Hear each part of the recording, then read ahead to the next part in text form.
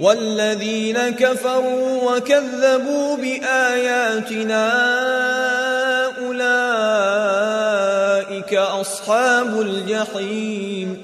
يا أيها الذين آمنوا اذكروا نعمة الله عليكم إذ هم قوم أن يبسطوا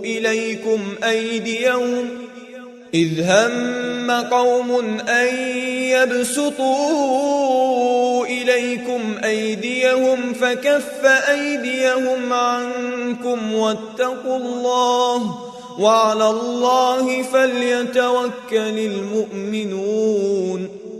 ولقد أخذ الله ميثاق بني إسرائيل وبعثنا منهم 12 نقيبا وقال الله إني معكم لئن أقمتم الصلاة وآتيتم الزكاة وآمنتم برسلي وعزرتموهم وأقرضتم الله قرضا حسنا لأكفرن عنكم سيئاتكم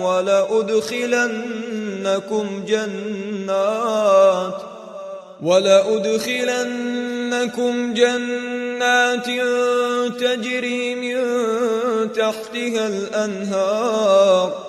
فمن كفر بعد ذلك منكم فقد ضل سواء السبيل. فبما نقضهم ميثاقهم لعناهم وجعلنا قلوبهم قاسية يحرفون الكلم عن مواضعه ونسوا حظا مما ذكروا به. ولا تزال تطلع على خائنة منهم إلا قليلا منهم فاعف عنهم واصفح إن الله يحب المحسنين.